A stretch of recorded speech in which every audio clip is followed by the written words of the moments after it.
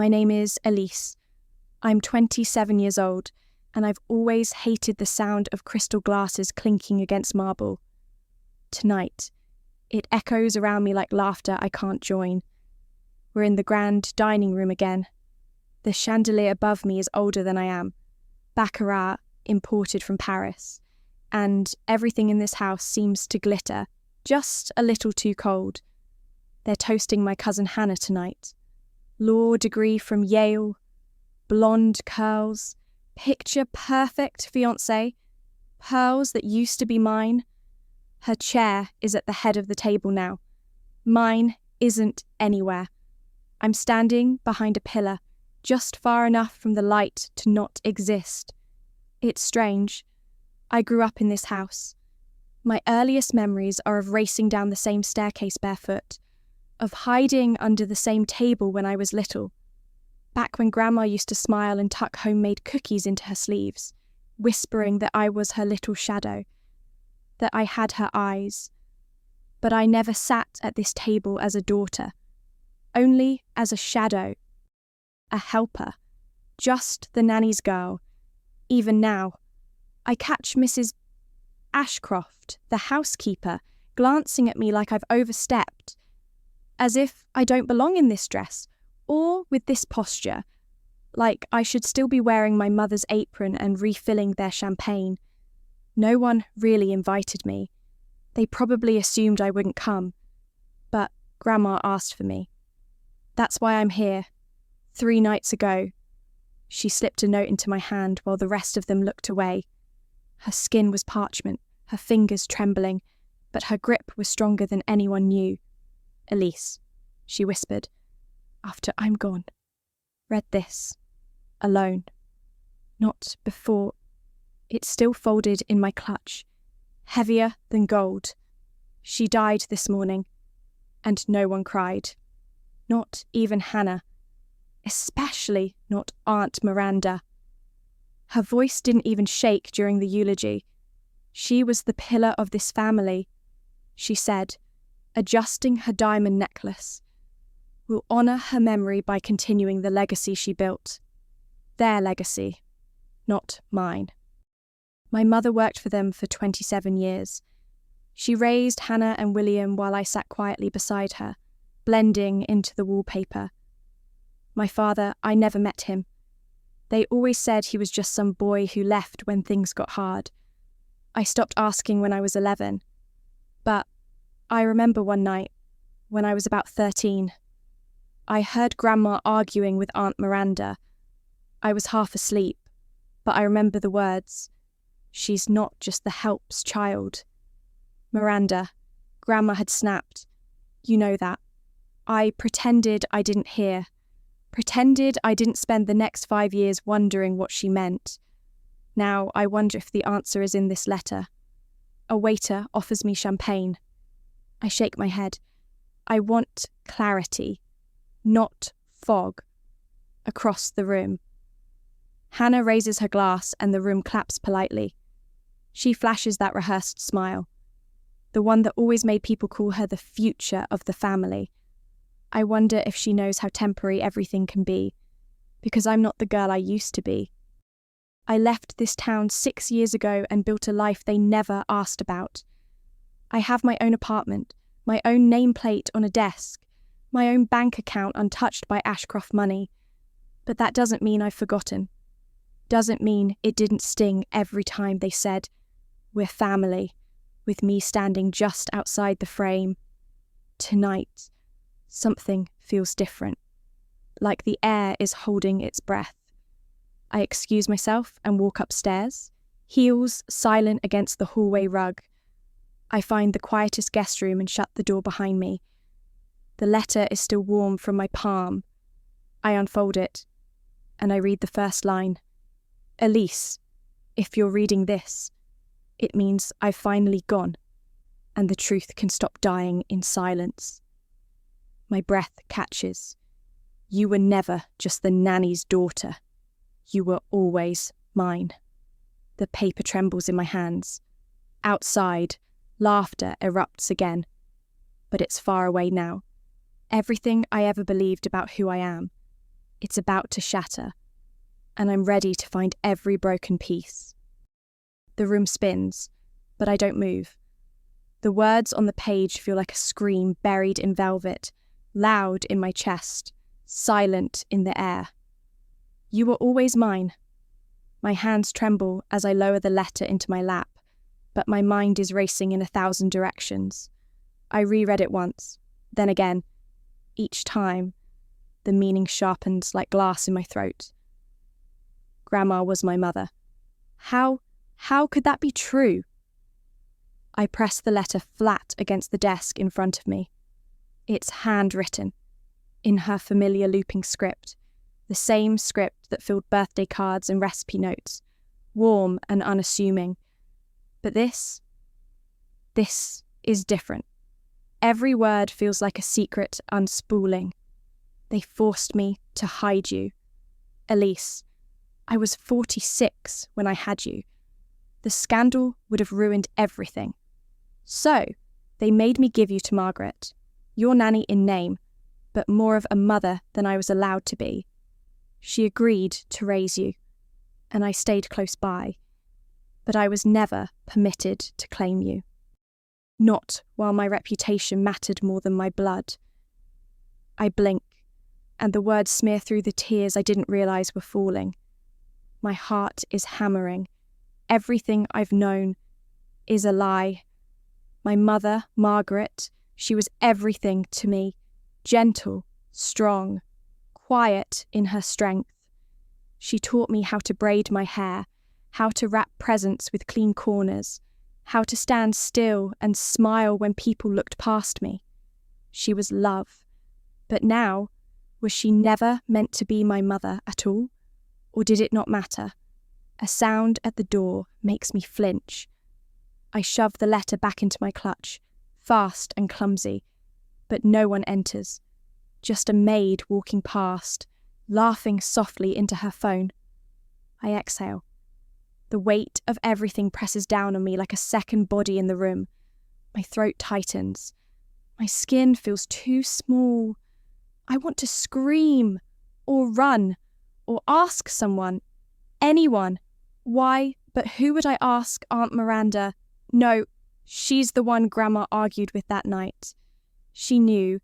She's always known. A flood of old memories crashes over me like seawater through broken glass. The way Aunt Miranda always insisted Margaret sit in the kitchen, even during holidays. The way she stiffened when Grandma hugged me too long. The way she once snapped. That girl doesn't need to be at the piano recital. She's not one of us. I was 11, and I still remember how the air turned cold after that. But the thing is, I never fought it. I accepted the scraps, the back seats, the half hugs. I told myself it was better to be quiet than to make waves, better to be helpful than to be seen, because I didn't know I had a right to anything more. But now, I do. I wipe my face with the hem of my sleeve. My reflection in the mirror looks unfamiliar. Same eyes, same cheekbones. But there's something new behind the gaze. Something sharp. I step out of the room, and the party is still in full swing. I slip past the hallway crowd and into the kitchen. No one notices. No one ever does. Margaret is there, folding linens like it's just another Tuesday. She looks up when she sees me. Her face softens. "Elise," she says, smiling. "I didn't think you'd stay this long." My voice catches. I want to ask everything. Why didn't you tell me? Did you know? Did you love me as your own? But I can't. Not yet.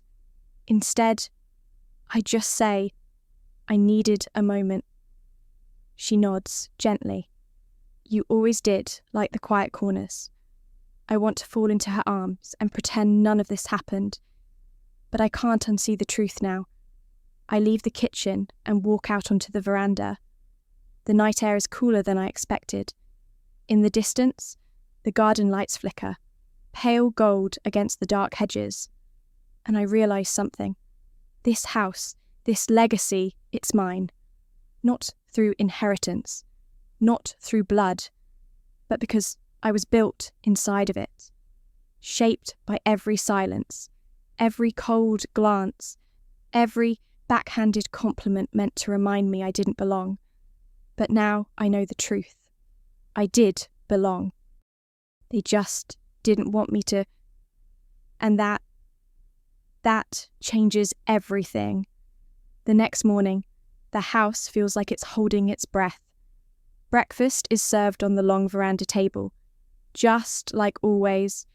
Polished silver, crystal juice glasses, platters of melon and eggs and things no one really eats, but everyone pretends to enjoy. It's all so carefully choreographed, so perfectly staged, as if grief were just another item on the menu. I sit at the far end, unnoticed, just like I used to. Only this time, my eyes are open. Aunt Miranda sips her tea like royalty. Hannah scrolls through her phone, nails clicking softly. William, her younger brother, flips through a stock report like he understands it. He doesn't. No one mentions Grandma. No one mentions the letter. But I see it now. The carefully rehearsed detachment. The shallow smiles. How easily they perform love when it benefits them, and forget it when it doesn't. I watch them with new eyes, not as the outsider, not as the girl with no last name at the table, but as someone who now holds something they don't know I have, the truth. And that truth is growing inside me like a pulse. When breakfast ends, I drift quietly into Grandma's old study. It hasn't changed. Her perfume still lingers in the drapes. Dust speckles the shelves of leather-bound books she never let anyone touch. And there, behind the desk, is the wall safe. I remember the code. I shouldn't, but I do. Her birthday in reverse. Year 041 282. I punch it in, my hand shaking slightly. Click. It opens. Inside are documents. Old one. Handwritten notes. A small photo album, worn at the edges. I pull it out, breath caught in my throat. The first photo is of a woman holding a newborn. Not Margaret. Not Aunt Miranda. Her Grandma. She looks younger, softer. There's a tenderness in her eyes I never saw in life. She's cradling the baby with reverence, with fear, with love. On the back, Elise, 1997. My secret joy. My knees nearly give. I flip through more pages, letters, receipts. A birth certificate. Elise Ashcroft. Ashcroft. My name. My real name. The air leaves my lungs in one long, trembling breath. This wasn't just a whisper on her deathbed. This was a confession, built over years, hidden piece by piece in the one place they'd never dare look. And suddenly, I understand why she waited. They never let her be soft. Not really. They used her as a name, a figurehead, a brand. They stripped the human parts out of her and turned her into legend. And they would have done the same to me. Maybe that's why she hid me. Not to deny me, but to protect me. Still, she let me believe a lie. I should feel rage. I should scream. But what I feel is something quieter, betrayal's softer, cousin. Grief, not just for her, for myself, for the years lost, for the girl who never understood why she always felt like a guest in her own skin. I take one last photo from the safe. Grandma, at her desk. There's a softness in her eyes, a resignation, like she knew one day this would all come out. And it is. The truth is beginning to stir like a storm beneath the surface. I place the album in my bag, because the next step isn't mourning. It's watching, waiting, listening. I want to see what they do when they think they've won. I want to see how they behave now that the matriarch is gone. now that the threat of her is no longer hovering above them. I leave the study and rejoin the house, and I do what I've always done best. I disappear into the room, but this time, I'm not invisible. This time, I'm watching. This time, I'm preparing, because they told me I was just the nanny's daughter. But soon, they'll learn I'm far more than that. The days after the funeral move like molasses, slow, thick with unspoken tension. The house is still full, but quieter now. Cousins linger out of obligation. Aunt Miranda holds court in the drawing room, always dressed like she's attending a press conference. Hannah walks the halls like she's already measuring curtains for her future office. I stay mostly in the shadows. It's safer there, quieter, but I listen and I watch. Every conversation, every passing glance, every shift in tone, I catalogue it all like evidence in a silent trial. And then it happens. A single comment. Casual, unthinking, cruel. We're in the sitting room. The family is discussing the estate, sipping their second round of wine for the afternoon. I'm curled into the far end of the couch, nearly invisible. I suppose now that the funeral's over, Aunt Miranda says, we can finally discuss the proper division of the estate. Not much to divide, Hannah adds, flicking her nail against her glass. Most of it's already designated. Grandmother was very deliberate. William chuckles. You mean controlling? Aunt Miranda doesn't laugh. She was careful. There are expectations to uphold. We'll ensure everything goes where it should go. And then she looks at me. Not directly. Not fully, but enough.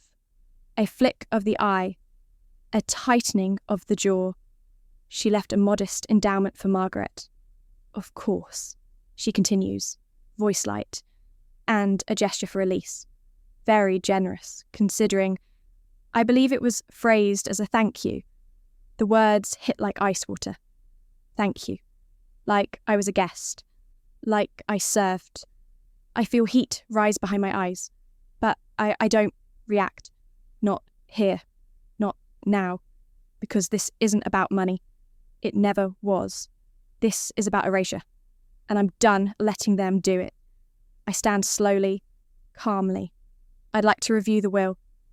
I say, the room stills. Aunt Miranda raises a brow. I beg your pardon. I want to see the will. Grandma's will.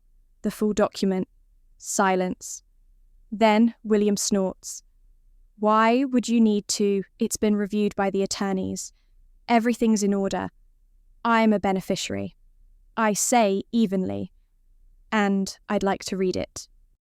Aunt Miranda's smile doesn't reach her eyes. Elise. Darling, there's no need to make things uncomfortable. These matters are delicate. I'm aware, I say, and I'd still like to see it. There's a flicker, something close to alarm, behind her expression. But it's gone in a breath. I'll speak with the attorney, she replies tightly. We'll arrange something. But I already know she won't. Not willingly. That night, I call someone I haven't spoken to in years. Her name is Lillian Park. She was Grandma's estate attorney, not the firm Miranda hired later, but the one Grandma trusted privately, the one she paid out of her own pocket. Lillian answers on the second ring. Elise, she says, surprised. I wasn't expecting to hear from you. I found a letter, I say softly, and a birth certificate. There's a long pause. Then, meet me tomorrow. Discreetly. We need to talk. The next morning, I drive to a quiet cafe 2 towns over. No one knows I'm gone. I told them I needed air. I left before sunrise, before the house could wake and wonder. Lillian is already there, seated in the far booth, a leather folder beside her. She doesn't waste time. I always thought this day might come. She says. She opens the folder. Inside is a single sheet of paper, a different will, dated 4 months before Grandma died. Not the public version Aunt Miranda paraded around. This one is handwritten, witnessed, notarized, and it changes everything. Elise, she says gently, you are the primary heir. My stomach tightens. The house, the assets, the controlling interest in the family foundation, everything. My hands are cold. She never stopped loving you, Lillian says. She always wanted to tell the truth. But the family, they made it impossible. They threatened her legacy, her reputation. She thought if she waited, you'd be safer. I can't speak. There are instructions, she continues, about how to proceed, quietly, at first, but eventually, publicly. I stare at the page, at my name, written in Grandma's hand, Elise Ashcroft, not just the nanny's daughter, not a thank you, not a footnote.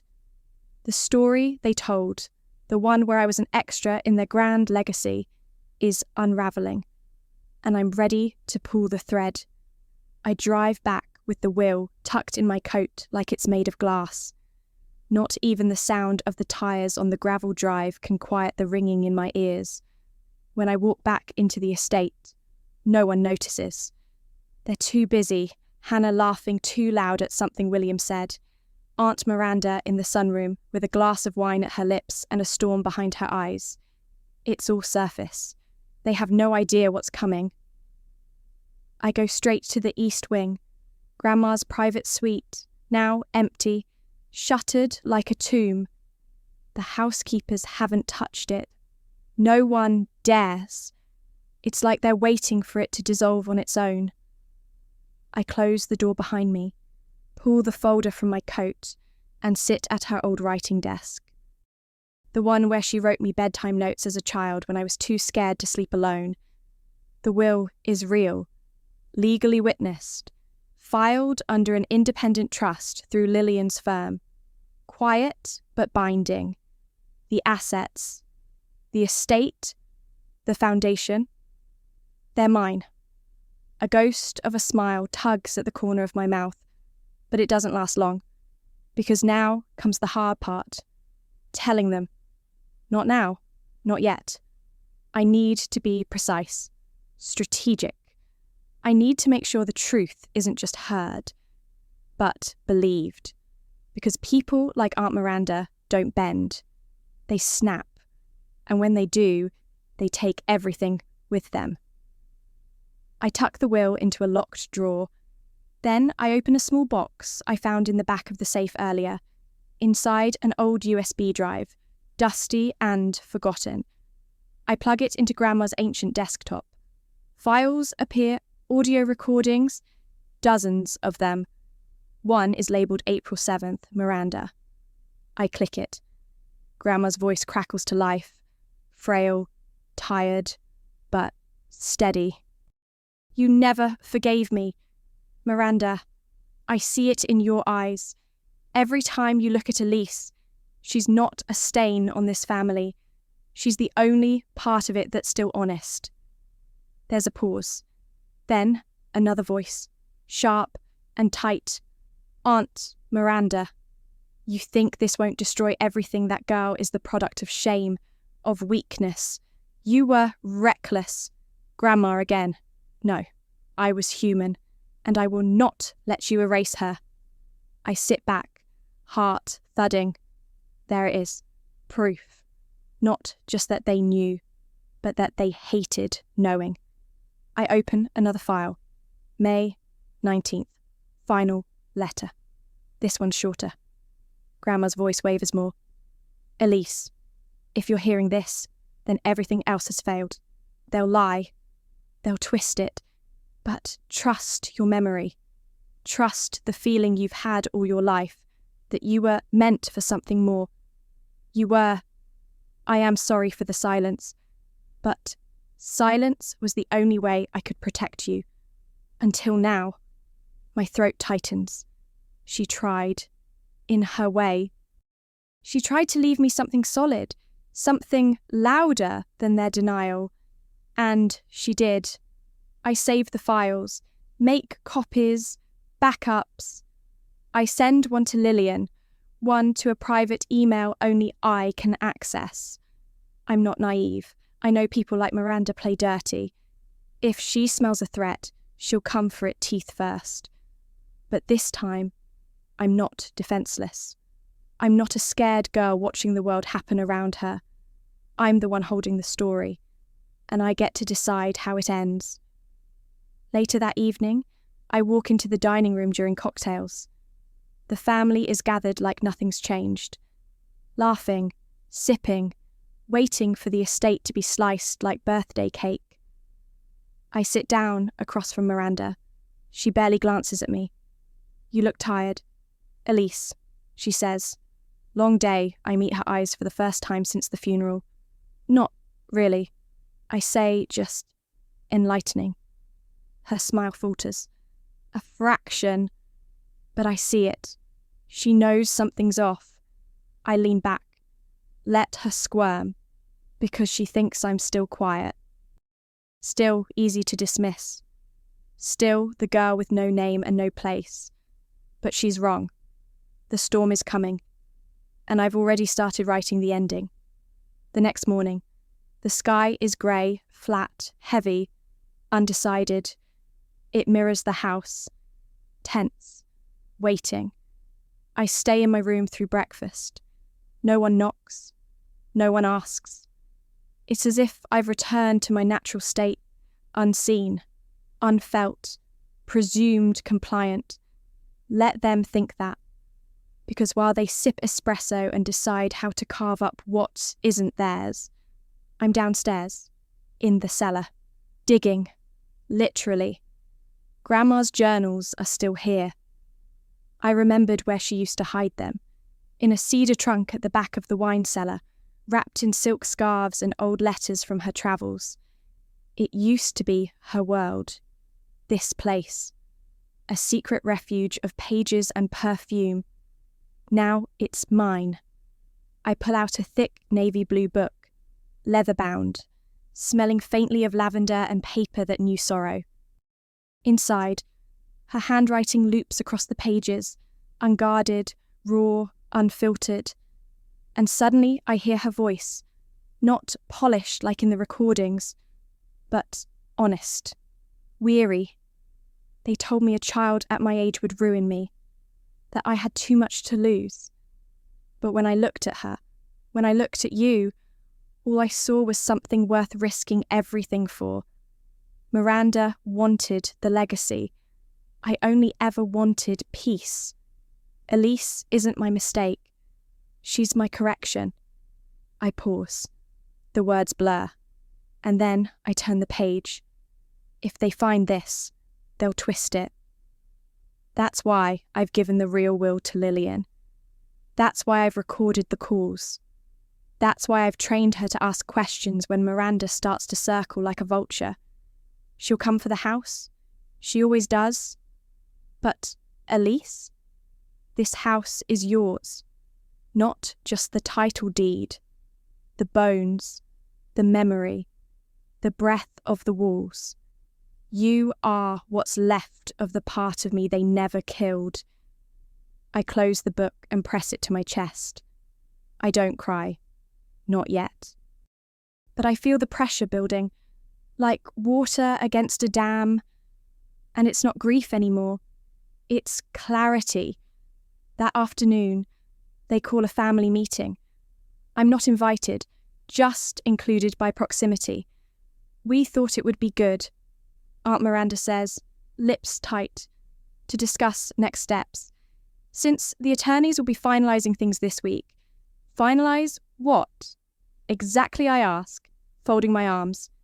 She eyes me like I've tracked mud across the Persian rugs. Distribution. Of assets. Ah, I say softly. The legacy. Hannah smirks. Oh, come on. Elise, don't be dramatic. Grandma left you something, didn't she? You should be grateful.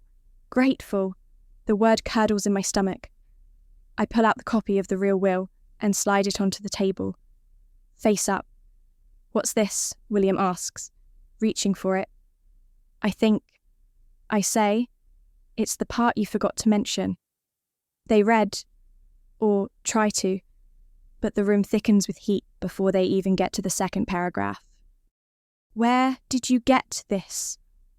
Aunt Miranda says, voice like a whip. From Grandma, I reply evenly. She left it with Lillian. You remember Lillian, don't you? The attorney she trusted before you replaced her with someone more pliable. This is absurd. She spits. This isn't official. Yes, this wasn't filed. It was, I say, 3 months ago. It's valid, witnessed, notarized, and in accordance with her private trust. You're lying. No, I say, calm and clean. You are, and then, for the first time, I see it, fear, in her eyes, not outrage, not indignation, but the cold, flickering panic of someone who knows they've lost the board before the game even began. I take out my phone, tap a button. Grandma's voice plays, clear, undeniable, preserved. She's not a stain on this family. She's the only part of it that's still honest. Silence. No one breathes. Not Hannah. Not William. Not Miranda. I let it sit. Let it rot in the air like truth always does when it's been buried too long.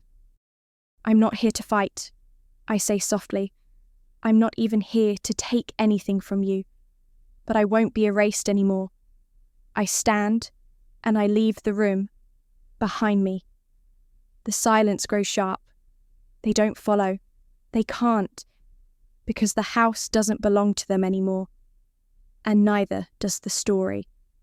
The silence doesn't end when I close the door behind me. It follows me down the hallway, echoing off the old wallpaper, threading between the antique sconces, whispering through the cracks in the floorboards. But this time, it isn't suffocating. It's clearing, cleansing. I walk straight to Grandma's garden, not the one manicured for guests, with the white rose arch and sculpted hedges. The real one, the hidden garden, behind the greenhouse, where she used to take me when I couldn't breathe from being invisible. When I was 8, she let me plant a single sunflower and told me it would find the sun even on cloudy days. I used to think it was a metaphor. Now, I know it was a promise. The gate creaks open like a memory. Inside, the weeds have grown tall, but I don't mind. It feels right that nature didn't wait for their permission. I sit on the weathered stone bench, and I let myself exhale. For the first time in days, I let the weight settle, not as a burden, but as truth, my truth. It doesn't feel like a weapon. It feels like a key. I think about Margaret. I haven't spoken to her since the letter. I don't know if she knows everything now, if she guessed all those years ago, or if she just loved me because she loved me. No labels required. I don't know how to ask, but I know I owe her more than silence. That night, after dinner, which I skip because I'm done performing hunger for approval, I knock on her small cottage door at the back of the estate grounds. She opens it with the same gentle eyes she's had since I was a baby. Elise, she says, soft and tired. I was wondering when you'd come. I step inside. The air smells like chamomile and old books. Her space is warm, lived in, unlike the cold perfection of the main house. A place where nothing fragile is off limits. I sit down across from her. My voice shakes, but I don't hide it. You knew, didn't you? She doesn't pretend, doesn't lie. Yes, she says. I knew. I swallow. Why didn't you tell me? She reaches across the table, covers my hand with hers.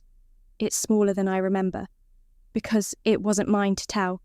She says, it was hers, and I made a promise, but it was my life. I know, she whispers, and I'm sorry. My chest aches with it, not anger, but something deeper. A sadness I can't place. A mourning for the years I spent trying to be enough, never realizing I already was. I loved you like you were mine, she adds, and I would have told you. If she hadn't, I almost did, 100 times. But then I'd look at you, and I'd see how you still smiled, how you still hoped, and I couldn't be the one to take that away. I nod. Not because it's okay, but because I understand. We sit in the quiet. Then she reaches into the drawer by her side and pulls out a small velvet pouch. Inside is a locket. I've been saving this for you, she says. She gave it to me the day you were born. Said it was yours when you were strong enough to carry the weight. I open it. Inside a photo of Grandma, holding me as a baby. And on the other side, a pressed sunflower petal, brown with age, but intact. I close my eyes. I don't cry, but I let myself feel it all. Not just the betrayal, but the love, too. The real kind. The kind that stays, even when it's quiet, even when it's buried beneath layers of shame and silence. Margaret squeezes my hand before letting go. You're stronger than all of them. Elise, she says. You always were. The next morning, I walk back into the house not as a guest, not as a ghost, but as someone who belongs. I don't need their approval anymore. I don't want their apologies. I just want the truth to breathe. And the truth is this: the house is mine. The legacy is mine. But more than that, the story is mine. And I'm not letting them rewrite it anymore. I wake up before sunrise the next day. Not because I'm restless, but because I'm ready. There's a stillness in the house that feels less like peace and more like retreat.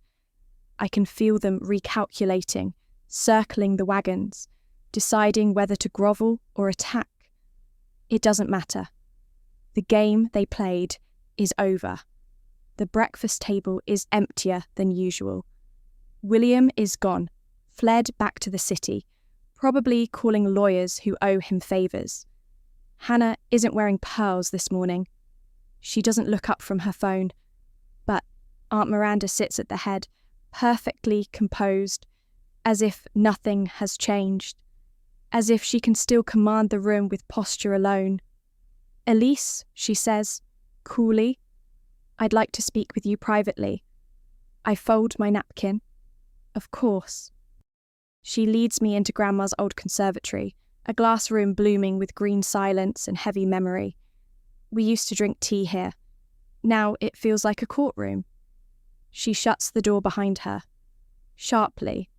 I don't know what you think you found, she says, her voice controlled. But you've made quite a mess of things. I look at her. Really look. She's still wearing the same perfume. Still wearing the same shade of lipstick I admired when I was 7. But now, it's just a mask. No, I reply. I didn't make this mess.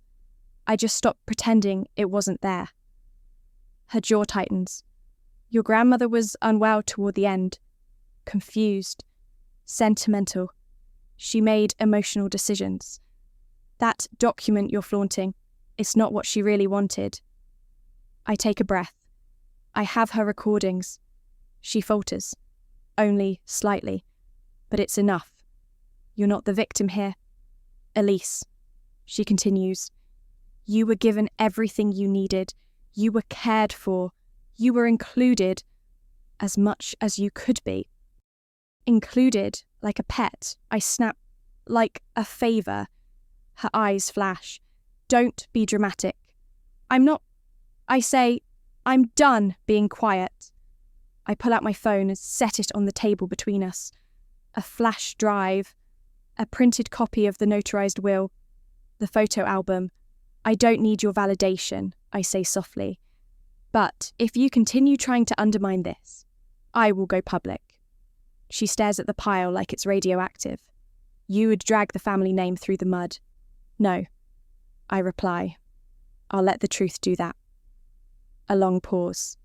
Then, without warning, she laughs. Not kindly. Not out of amusement. But like someone realizing the final chess piece is already locked in place. You are your grandmother's child after all, she murmurs. I say nothing, because the words sting and soothe in equal measure. She gathers herself again, standing straighter, still trying to win a war that's already over. What is it you want? She finally asks. Money, position, apologies. I shake my head.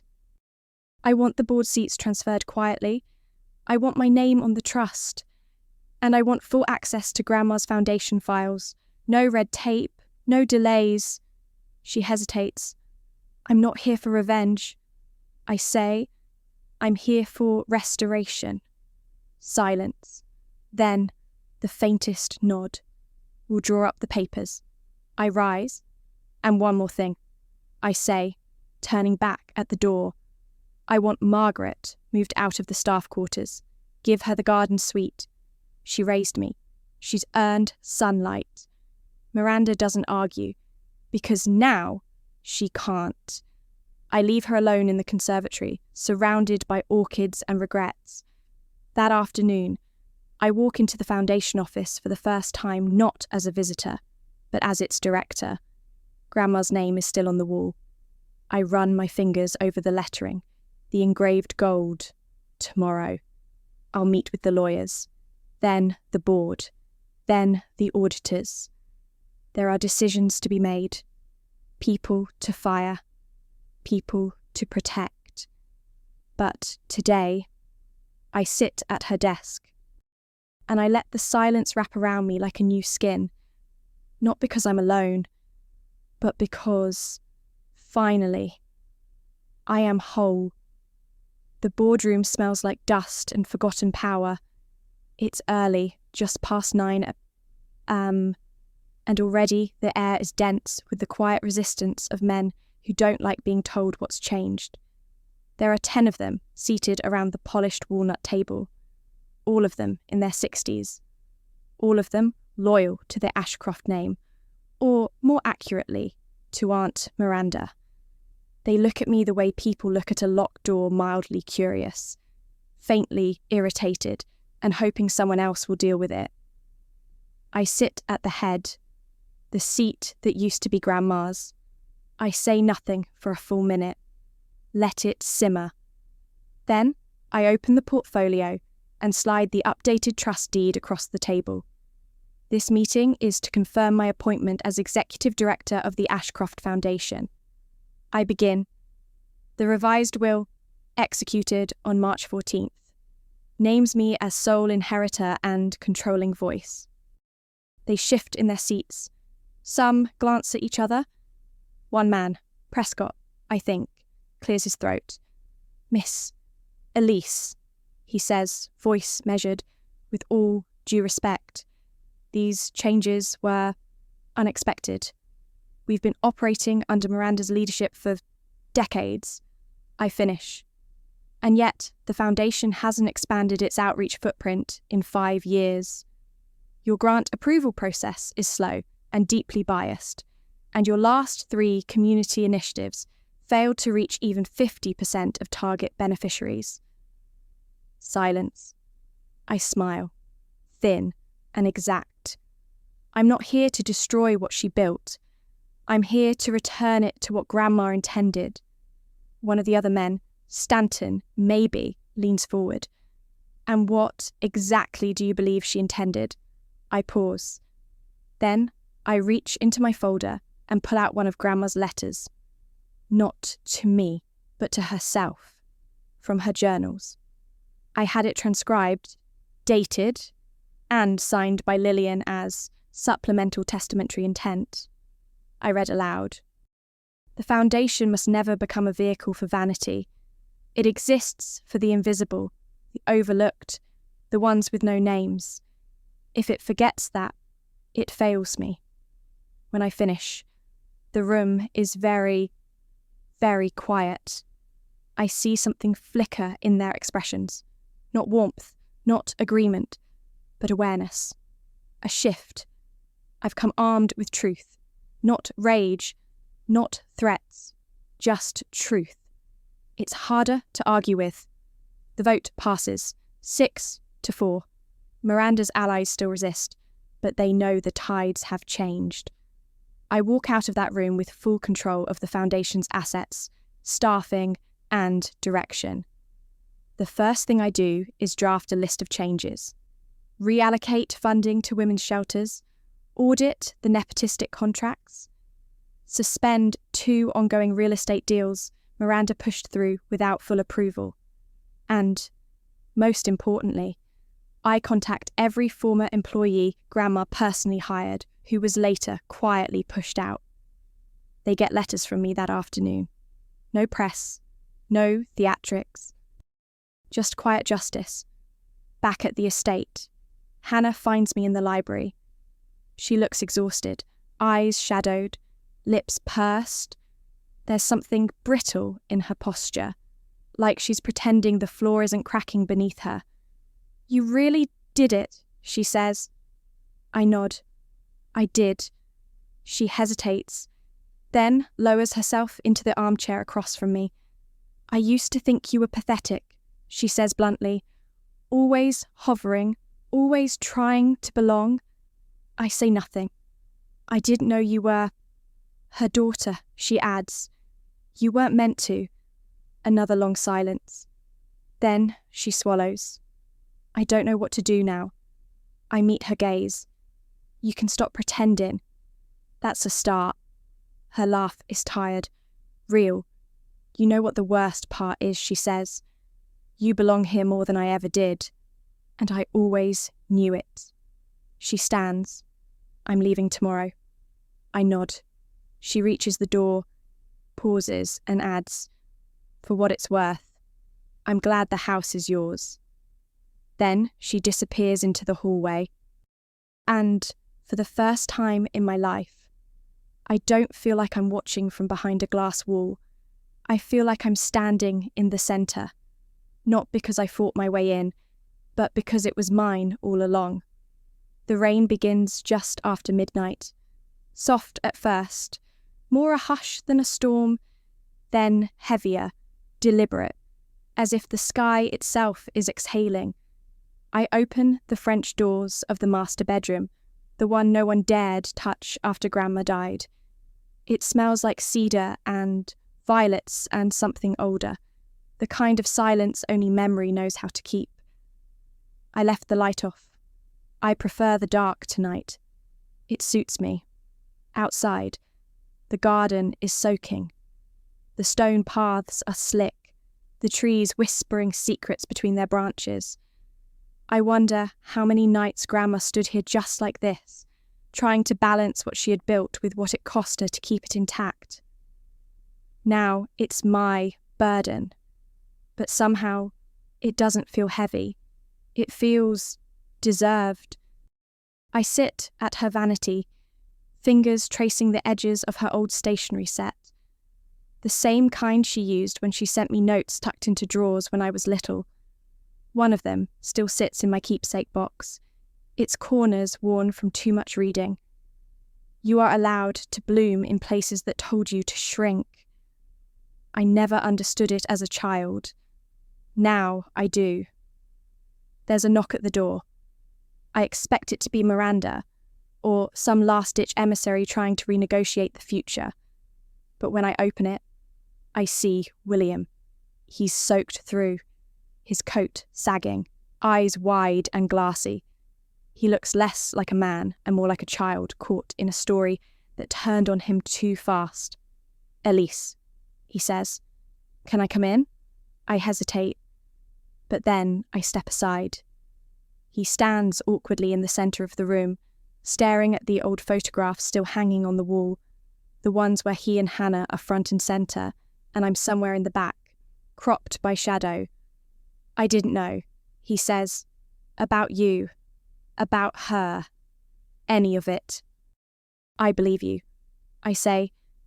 He runs a hand through his wet hair. It's been weird. Everything's changing so fast.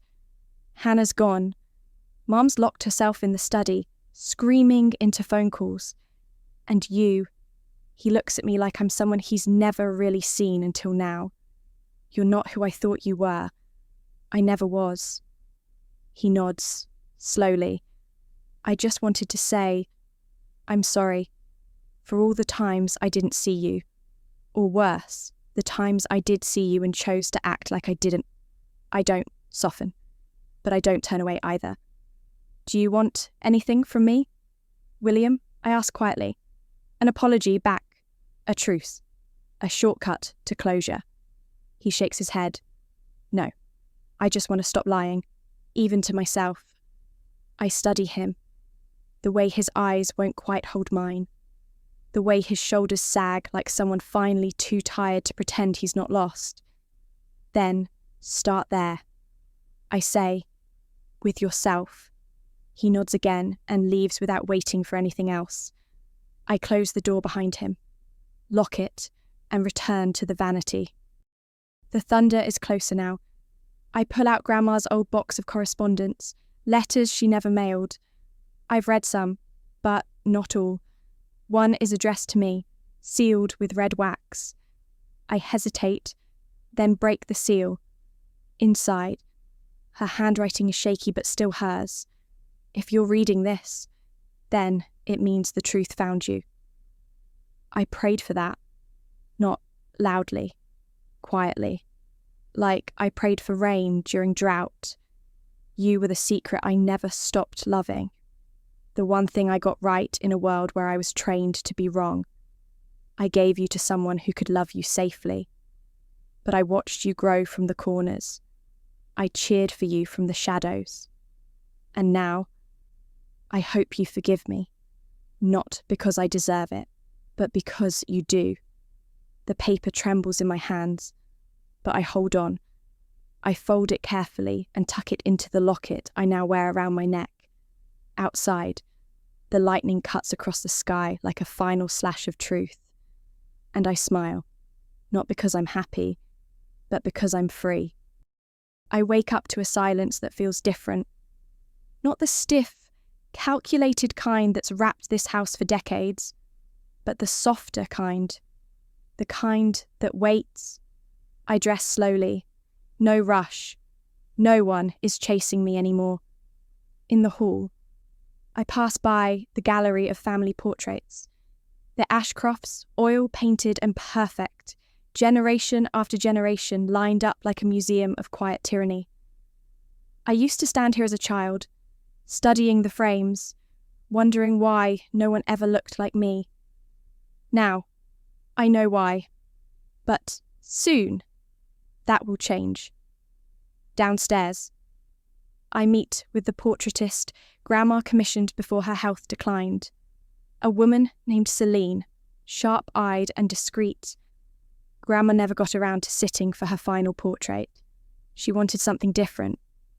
Celine tells me. Something quieter. Something real. I nod.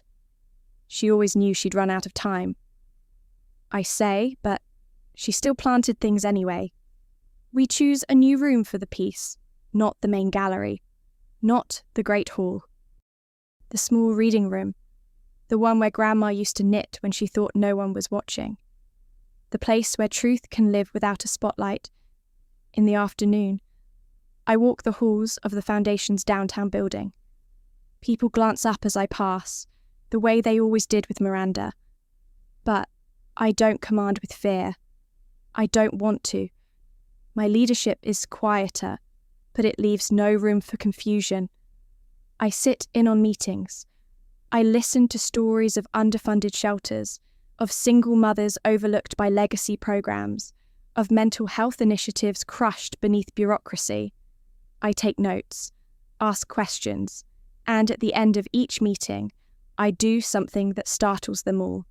I say, "Thank you." Not the empty kind, not the polite kind, the kind that means I saw you. And I'll remember. That night, back at the estate, Miranda is packing. Her things are neatly folded into sleek designer luggage, the same bag she took on summers in Santorini and winters in Verbier. Now they look too large, too showy. I don't interrupt her, but she calls me in anyway. "Elise," she says, voice clipped. "I'll be gone by morning. I trust you'll have the legal team coordinate the final transfers." "I already did," I reply. She nods, closes a drawer a little too hard. There's no fight left in her, just friction. A last sputter of a fire that used to burn too high. At the door, she pauses, doesn't turn around. "I loved her, you know," she says, in my way. I know. I answer, "She always chose you. She tried to choose both of us. You made her pick." Miranda's silence confirms the truth. She leaves without another word, and the house exhales. I spend the evening walking the halls, alone, room by room, light by light. I touch the fabric of the curtains, the handles of the doors, the corners of the rooms that used to hold my fear. They don't anymore. I end in the garden, the real one, the secret one. There. Margaret is waiting. She doesn't say much, just hands me a cup of chamomile tea and sits beside me. We watch the stars through the trembling branches. "You did it," she finally says. I shake my head. "No, we did." She smiles, tired but proud. "I always knew," she whispers, "even when they didn't, even when you didn't." I nod, and for the first time in my life, I believe her. The house sounds different now, not quieter, just softer, like it's remembering how to breathe. In the days that follow, the staff begins to move more freely. I see them smiling in the kitchen, laughing in the hallways, walking without their shoulders drawn up like armour. Even the groundskeepers hum as they trim the hedges. It makes me realise how deep Miranda's shadow really was, how far her control had stretched, not just through money or rules, but through atmosphere, through the unspoken dread of stepping wrong. I don't try to replace her. I'm not here to rule. I'm here to replant. I invite Margaret to move into the garden suite the next morning.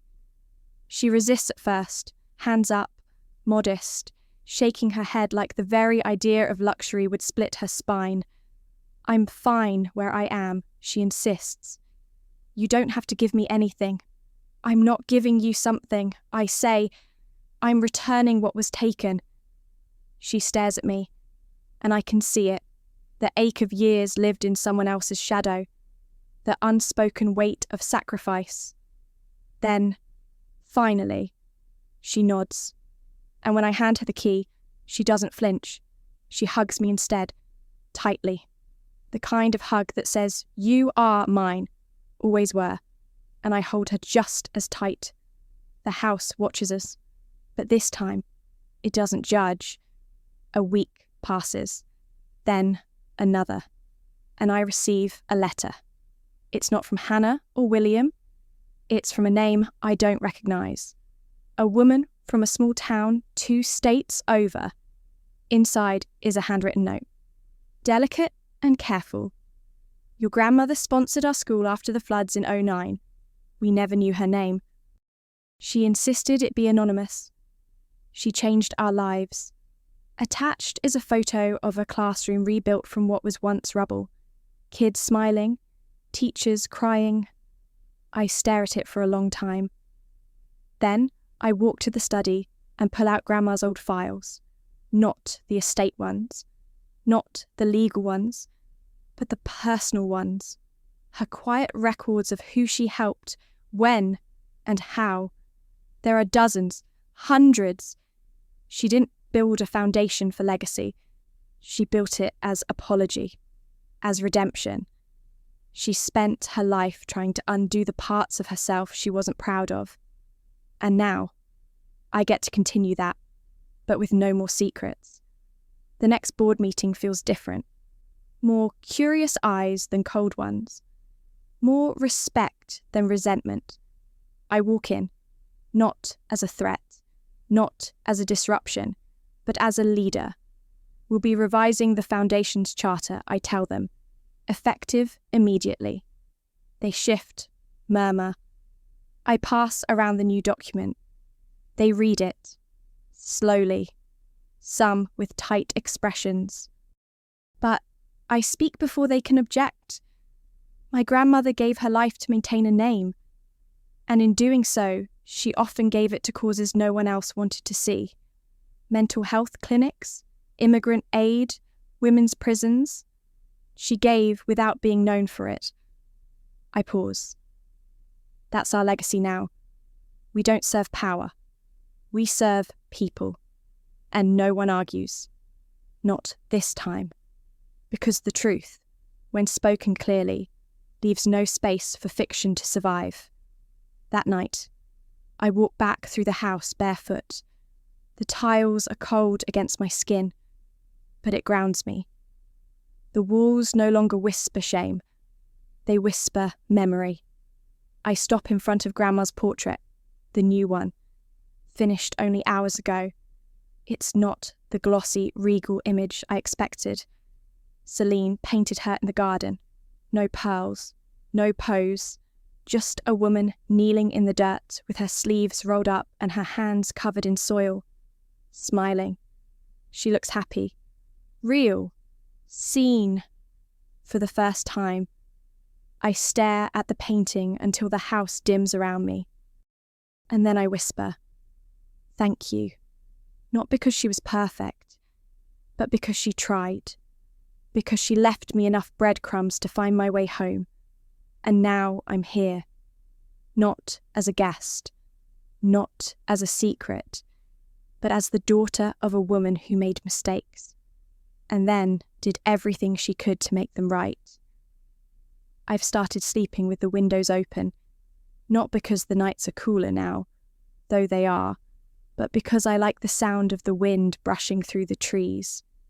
For years, I listened to that sound from the staff quarters. Now I hear it from the master suite. But it's not about elevation. It's about arrival. The house no longer feels like something I tiptoe through. It breathes with me now. Its creaks and sighs don't accuse. They acknowledge. This is no longer the Ashcroft estate. It's mine. The next morning, I find a letter on my desk. Handwritten. The envelope is pale blue, no return address. Inside, "You don't know me, but I knew your mother. Margaret. She used to bring you into the bakery where I worked. Years ago. You couldn't have been older than 6. Always asked for the strawberry tart. She never treated you like you were someone else's child. Never once. I just thought you should know that." I read it 3 times. Then I fold it and place it in the box with Grandma's recordings. A new archive is forming, one made of echoes and unspoken kindnesses. Margaret hasn't said much about my new role, but she watches me now, with eyes that see something beyond pride. Maybe peace. She moves differently too. Her back straighter, her voice clearer. She spends more time in the garden suite, reading, humming to herself. Sometimes, I catch her talking to Grandma's portrait in the hallway. She never notices I'm watching, but I always smile when she does it. In the late afternoon, I decide to visit my father's grave. I never met him. Never even saw a photo. All I ever knew was that he left. But now, with everything unravelled and reknit, I need to close the quiet spaces in my past, the ones that still ache when I stand too still. The cemetery is small, unmarked in parts, the kind of place people don't photograph. I found his location through Grandma's notes, buried in a folder labelled simply Elise's Truth. His name was Michael. He died when I was 4. No letters, no apologies, just absence. The marker is plain. No flowers, no worn path from visitors. I kneel beside it and press my fingers into the dirt. I'm not here for answers, I whisper. I'm here to stop asking. The wind shifts, and I feel something I didn't expect. Forgiveness. Not for him, but for myself. For the years I spent believing that him leaving meant I wasn't worth staying for. I always was. Back at the house, I find Hannah's postcard waiting on the entry table. It's from Lisbon. A watercolour sketch of a market square. No return address. No apology. Just 2 words. Thank you. I trace the letters with my thumb. That's enough. In the evening, I sit in the reading room with the lights dimmed low. The fire crackles gently. A pot of mint tea cools beside me. I open Grandma's journal again. This time, I don't look for answers. I just want to hear her voice. Her final entry, dated 2 weeks before her stroke, reads, "If Elise ever finds her way to these pages, I hope she knows she was never hidden out of shame. I hid her because this world didn't know how to love anything that didn't come wrapped in legacy. But she is legacy, not because of blood, but because of who she chose to become." I close the book, and I sit with that truth, not as a wound, but as a balm. The house smells like rain again, not the storm kind, the kind that lingers after, soft and fresh, like the world has been rinsed and started over. I wake up before the sun, not because I need to, but because I want to. I brew tea in Grandma's old china pot, the one with the faded violets on the rim. I used to be afraid to touch it. Now, I use it every morning. Some things aren't meant to be locked away. Today is the Foundation's public relaunch. Months of careful planning, quiet restructuring, and countless hard conversations have led to this. We're hosting it in the town square, not in some grand hall, not behind closed doors. The invitation list is long, but not exclusive. There are names on it that would have made Miranda scoff. People Grandma used to help in secret now stand front and centre. People like Dahlia, the woman who used to clean the old offices, but who now runs her own domestic worker co-op. Or Louise, who was once denied a grant for a community arts programme because it wasn't aligned with the Foundation's public image. He's now the opening speaker. I arrive in a simple navy dress. Flats. No entourage. People recognise me. Whispers flutter around me like leaves in wind. She's the granddaughter. Right. No, the daughter. Didn't you hear I thought she was just the nanny's girl?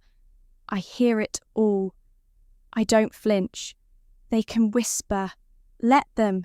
The truth doesn't need to shout.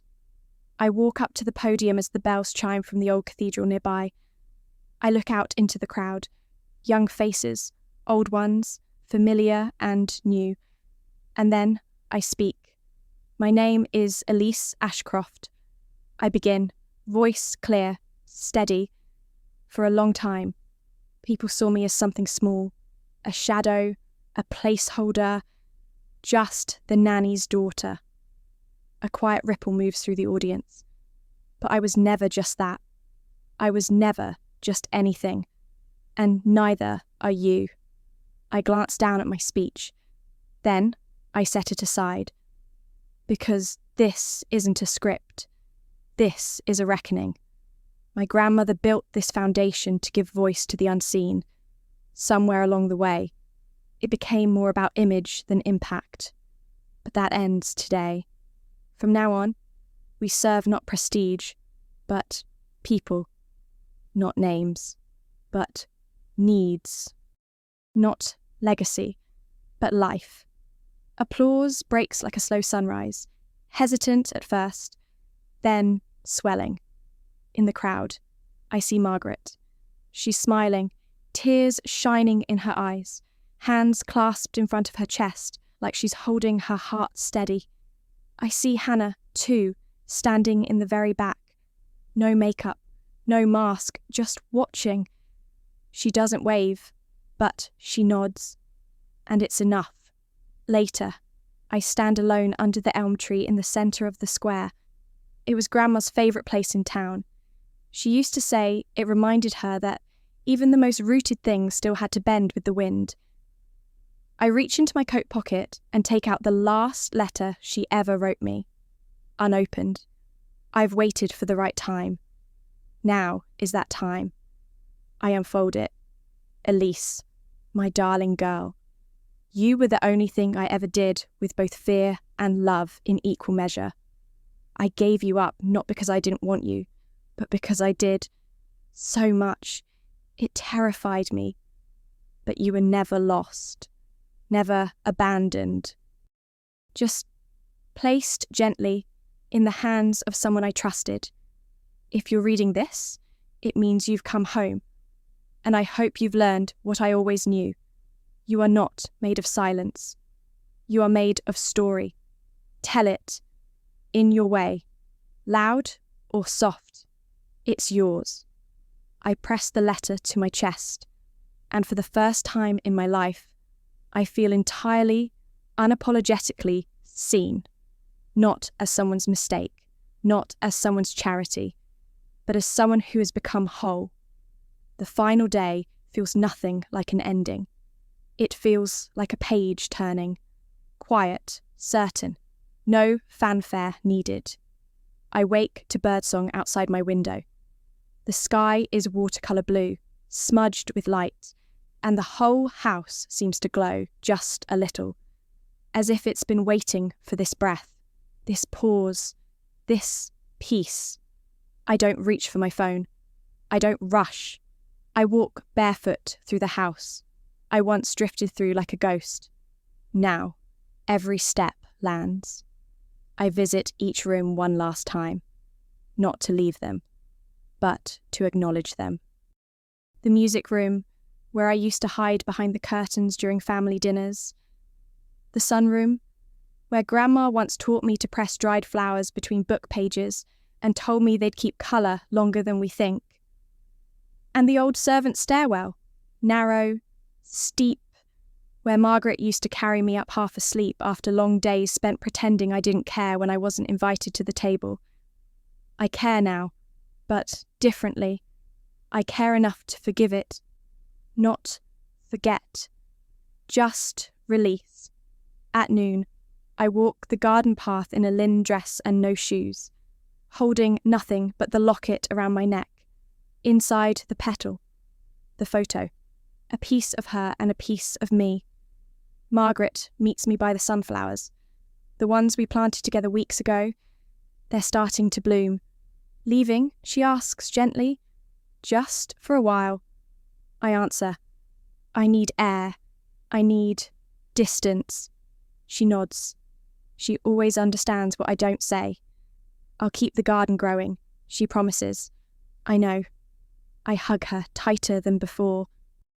Not in grief, not in fear, just in gratitude. I don't tell anyone where I'm going. I pack a single bag.